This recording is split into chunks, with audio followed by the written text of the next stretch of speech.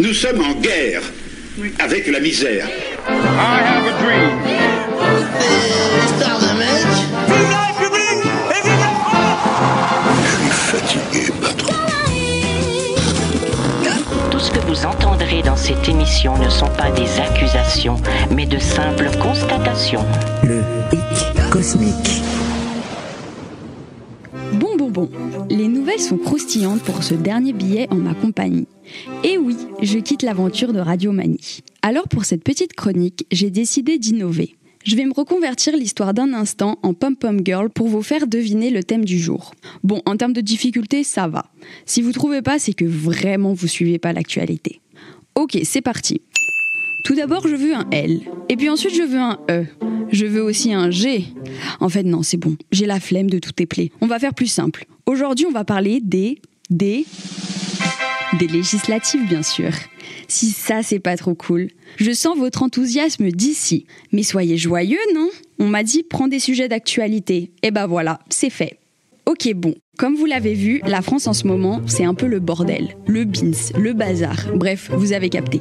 T'as tous les politiciens qui partent en cacahuète et on réalise qu'ils ont vraiment tous un pet au casque. Non mais sincèrement, on dirait qu'ils font une crise d'adolescence générale.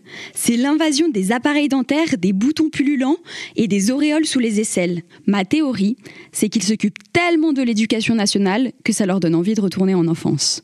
Déjà, il y a Macron. Franchement, imaginez décrire ce mec à un extraterrestre. Alors en gros, c'est le gars qui dirige notre pays. Il a notre destin en main et là, il a décidé de faire un petit coup de poker en dissolvant l'endroit où sont votées les règles qui nous dirigent. Qu'est-ce qui lui est passé par la tête ? Bah, il s'est dit pourquoi pas. Non mais en vrai, je crois que tout le monde est ok pour dire que le gars avait fumé 2-3 trucs avant de prendre cette décision. En fait, Macron, si je devais le comparer à un ado, ce serait le jeune délégué de classe qui a fumé trop de cigarettes qui font rire. Et puis bon, faut dire qu'il a été élu par dépit, quoi. C'est vraiment le délégué que personne ne voulait. C'est le mec qui en fout pas une, mais dès qu'il bouge, c'est pour faire n'importe quoi. D'ailleurs, je pense sincèrement que la dissolution de l'Assemblée nationale, c'était vraiment du gros pif. Hypothèse totale. Par contre, il y en a un qui a dû bien paniquer quand même. Le petit Gabriel Attal, je peux vous dire que ça devait pas le réjouir de fou. Mais bon, pour l'instant, il n'a pas battu le record du mandat de ministre le plus court de la Ve République. Et oui, si vous ne le saviez pas, ce titre est destiné à un cher monsieur, Maurice Couve de Murville. Alors sinon, en termes d'ado, on a aussi Éric Ciotti. En gros, Ciotti, c'est l'ado rebelle. Lui, il parle mal à ses parents, il écoute du métal dans sa chambre et il a pleuré en cachette quand ses phasmes, qu'il a nommés Bertrand et Cantat, sont décédés. Et puis sa dernière lubie, c'est de s'enfermer dans sa chambre parce qu'il a été viré par son groupe de métalleux, parce qu'il s'est rendu compte que lui, finalement, ce qu'il préférait, c'était la pop et que le métal, il y en avait marre, quoi. Le mec, il a retourné sa veste et je peux vous dire que ses potes junkies, ils n'ont pas trop kiffé le concept et ils lui ont bien fait payer en essayant de l'exclure du groupe. Et pour finir, je vous présente le dernier de la bande. Je vous parle évidemment du petit Jordan. Lui, c'est le premier de la classe qui se fait tacler sur ses jeans slim. Malgré ça, il reste quand même populaire. D'ailleurs, il est tellement populaire que des gens font des edits de lui sur Insta. Alors pour ceux qui ne savent pas ce que c'est un edit, je vais faire une petite aparté. Pour le petit tuto, vous prenez un extrait de votre idole. Vous zoomez sur sa tête en ignorant les défauts qui ressortent et qui risquent de vous dégoûter à jamais. Vous mettez des petits ralentis dignes des séries Bollywood et des bruitages tels que...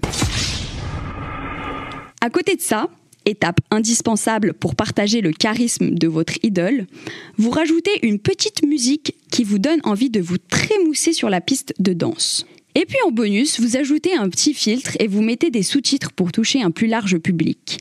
Après ça, même les sourds kifferont ce que vous avez fait et le peuple se précipitera pour mettre 2-3 commentaires ou baver sur la tête de votre star. D'ailleurs, si vous n'avez pas vu les edits de Bardella, je vous jure que vous ratez quelque chose. Franchement, je suis partagée entre rire et désespoir. Les ralentis sur sa tronche, c'est pour me tuer. Et puis même Marine s'y met. Non mais vous avez vu son Jordan! On dirait les Beliebers, fans de Justin Bieber pour ceux qui n'ont pas eu d'enfance. En tout cas, je tiens à dire que c'est pas avec cette équipe de bras cassés que nos problèmes seront résolus. Et en réalité, je les compare à des ados, mais au final, c'est même une insulte pour les jeunes. Je vous jure qu'il n'y a pas d'exemple potable pour parler des zouzous qui dirigent notre pays.